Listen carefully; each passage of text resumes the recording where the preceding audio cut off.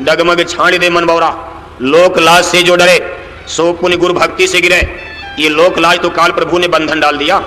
ये मान बढ़ाई, कहा कंचन तजना सरल है, सरल त्रिया करने मान बढ़ाई ईर्ष्या।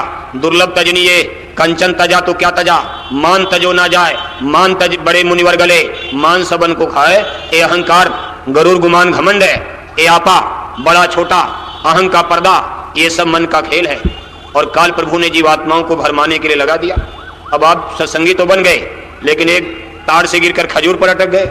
अब सत्संगी के घर का बताओ प्रसाद नहीं खाते हो, और आपकी बिरादरी के लोग जिनके घर में मांस पकती, उनके घर में लोग शराब पीते हैं, कहोगे मेरे रिश्तेदार, उनका जाके खाते हो, और आपके ऊपर कर्म कर्जा लग जाता।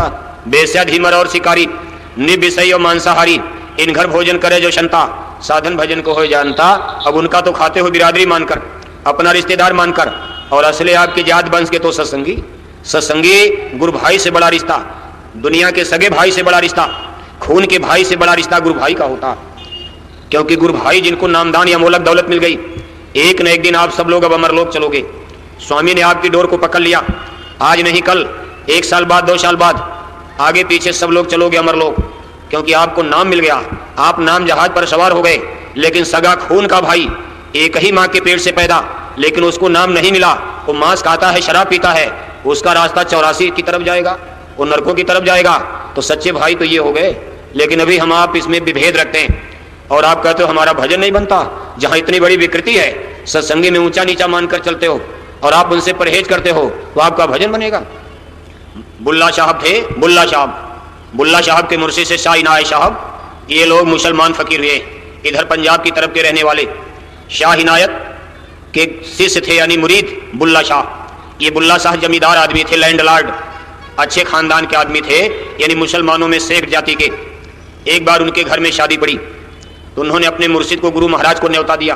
कहा गुरु महाराज हमारे दरबार की, हमारे घर की शोभा आप बढ़ाइए। तो गुरु महाराज ने परीक्षा ले लिया, कहा ठीक है मैं आऊँगा। वहाँ तो वादा कर दिया कि ठीक है मैं आऊँगा। अब सारी तैयारी हो गई कि आज गुरु महाराज आने वाले हैं, और गुरु महाराज ने परीक्षा ले लिया। अपने गए नहीं, अपने एक चेला को, अराई जात, मुसलमानों में अराई जात, जैसे अपने यहाँ छोटे लोग कहे जाते शेड्यूल, ऐसे मुसलमानों में शेड्यूल यानी छोटी जात के एक लड़के को उन्होंने अपनी तरफ से भेज दिया, और वहाँ सूचना दे दिया भाई मैं भेज रहा हूँ। अब बुल्ला शाह जहाँ इतने बड़े बड़े जमींदार बैठे, और जब उन्होंने सुना गुरु महाराज तो आएंगे नहीं, तो उनकी सारी तैयारी फीकी। अरे आइए। अब वो बेचारा जाकर एक कोने में बैठ गया। अब एक कोने में बैठा, अब उसको किसी तरह से कोई आकर के नौकर चाकर थोड़ा जल जलपान तो करा दिया, लेकिन बुल्ला शाह उनको इतनी बेइज्जती कि उससे मिलने भी नहीं गए, जबकि गुरु भाई था। लेकिन वहां तो गुरु महाराज आएंगे, लेकिन जब गुरु महाराज ने ही भेजा तो कोई राज की बात थी, वो मिले भी नहीं। वो बेचारा बहुत अपमानित, खैर उसको तो उसकी कोई गम नहीं, लेकिन वो लौट करके आया। तो शाह इनायत साहब ने पूछा अरे बुल्ला शाह मिला? कहा गुरु महाराज वो तो अपने में व्यस्त थे, बड़े बड़े लोग वहां आए थे, उन्हीं की खातिरदारी में रह गए, गुरु महाराज वो तो मुझसे मिले ही नहीं। अरे कहा कोई मिला? कहा एक नौकर से मुझको अलग में पानी पिला दिया, इसके बाद मैं तो चला आया बस। अरे मेरा भेजा हुआ और बुल्ला तुमसे मिला नहीं, उसको इतना बड़ा गरुड़ गुमान। बस ऐसे गुरु महाराज ने कहा, और उसी दिन रात को बुल्ला शाह का भजन बंद हो गया। जो अंदर में उनको आसमानी आवाज ये शब्द सुनाई दे रहा था, उनका भजन बिल्कुल तार टूट गया। सुबह होते ही बुल्ला शाह पागल और पागलों की शक्ल में दौड़कर गुरु महाराज के पास आए, चरणों में गिर गए। कहा हुजूर मुझसे बड़ी गलती हो गई। अरे कहा तू बुल्ला है? अब देखो गुरु महाराज मालूम पड़ा पहचान ही रहे। जिस बुल्ला को बगल में बैठाते थे, बड़ा प्यार देते थे, तो बुल्ला को ये लगा और लोगों को भी लगता था कि बहुत बड़े जमींदार आदमी हैं, इसलिए गुरु महाराज इनको लोग रोज बुलाकर अपने बगल में बैठाते, बड़ा प्यार देते हैं। लेकिन आज गुरु महाराज कहते तू कौन है? बुल्ला तो नहीं है। मालूम पड़ा पहचान ही नहीं रहे। बुल्ला ने चरणों पर दस्तक दी और कहा हुजूर मैं बुल्ला नहीं भुल्ला हूँ, हे हुजूर मैं एक भूला हुआ राही हूँ, मेरे गुनाहों को माफ किया जाए। गुरु महाराज ने कहा इसमें समय लगेगा, इसमें समय लगेगा, चलो दया तो मिल जाएगी, माफी मिल जाएगी, लेकिन तुम इस चीज को समझ नहीं पाए। मैं तो खुद वहां मौजूद था, मैं तो तुम्हारा इम्तहान ले रहा था, तुम्हारे गरुड़ गुमान घमंड को देख रहा था, तुम जिस झूठी दौलत पर, और तुमने मेरा अपमान कर दिया, मेरा भेजा हुआ आदमी, और उसको तुमने छोटा समझ लिया। तुम उसको क्या समझ रहे थे? तुमसे ज्यादा वो भजन करता, तुमसे ज्यादा वो शब्द सुनता, और तुमने अपनी झूठी दौलत पर एक गरुड़ गुमान घमंड है उन दुनियादारों की इज्जत किया, और मेरे भेजे हुए भक्त का तुमने अपमान किया। लेकिन फिर हाल दया हुई और बुल्ला शाह को माफी मिली। कहने का मतलब यह है, एक बार डेरा ब्यास में जब सावन सिंह जी महाराज सदगुरु थे, वहां गुरु, एक बार उनका सत्संग चल रहा था, एक मेहतर माने जो टट्टी पेशाब उठाते, झाड़ू लगाते, एक मेहतर सत्संग में आगे आकर के बैठ जाता था। तो तमाम उसमें अच्छे अच्छे पढ़े लिखे लोग, क्योंकि सावन सिंह जी महाराज स्वयं ही अपने जमाने के एग्जीक्यूटिव इंजीनियर थे फौज में, अंग्रेजी जमाने में, तो बहुत अच्छी खासी संगत। और फिर महापुरुषों के यहाँ तो सब लोग आते हैं, तो बड़े बड़े लोग आगे बैठते थे। अब वो भगत आदमी वो पहले आकर के रात में सब, जैसे इसमें भी देखो बहुत से लोग, अब आप तो वहाँ पास लेकर आते हो और उसके पहले 3 बजे से 12 बजे से, और कितने लोग तो रात में ही सो जाते हैं, और तब तक भजन पर बैठा दिया जाता है, डंडा मारकर भगाओ, क्या किया जाएगा। अब आपका वो पास फेल हो जाता है। अब आप पास लेकर के तो सुबह खूब नहा धो करके दिन निकला तब आते हो, अभी बेचारे 3 बजे से आकर के डेरा डाल दिए।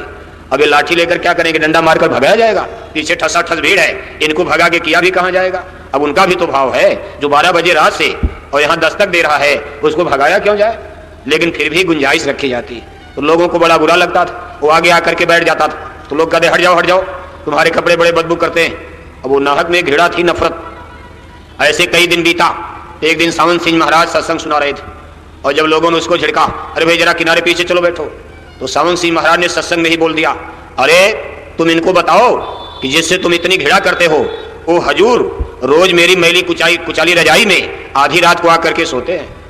जिनके चरणों पर तुम फिरा हो, वो हुजूर मेरी रजाई में आधी रात को प्रतिदिन सोने आते हैं। वो तो मेरी मैली कुचली रजाई से घृणा करते नहीं, मेरे शरीर से उनको बदबू तो आती नहीं, और आप मुझसे नफरत करते हो। जब सावन सिंह महाराज ने, गुरु महाराज ने स्वयं ये बात कह दिया, तो सब लोग माफी मांगने लगे कि हमसे गलती हो गई। कहने का मतलब यह है, संत न देखे चाल कुचाल, ऊपर खाई अंतर का हाल, कहा अवगुण औरन देख के आज हंसो जन को, अब ही नव मझधार में ना जाने क्या हो। कहा कबीर मेरे साध की निंदा करो न कोई, और जो ऊपर चंद कलंक है तो उजारो हो। कभी मेरे साध की, जिसको नामदान मिला, जो सदगुरु का प्यारा हुआ, साधन भजन कर रहा, कभी निंदा मत करना। अगर उसमें कुछ कलंक भी दिखाई दे रहा है, चंद्रमा में कलंक होता, लेकिन संसार को रोशनी चंद्रमा ही देता, दिया लालटेन से नहीं। बल्ब इतना सुंदर होता, लेकिन एक कमरे को ही रोशनी देता। चंद्रमा में कालिमा है, लेकिन संसार को प्रकाश तो देता। कभी अगर उसमें कोई आपको अवगुण भी नजर आता है, तो इसकी निंदा मत करो, क्योंकि संसार को साधु ही तो ज्ञान देता है। कहने का मतलब है, जो गुरु का प्यारा हो गया। इसलिए प्रेमी भाई बहनों, प्यार करना सीखो। ये सब रगड़े झगड़े आप खत्म करो। आपको पता नहीं है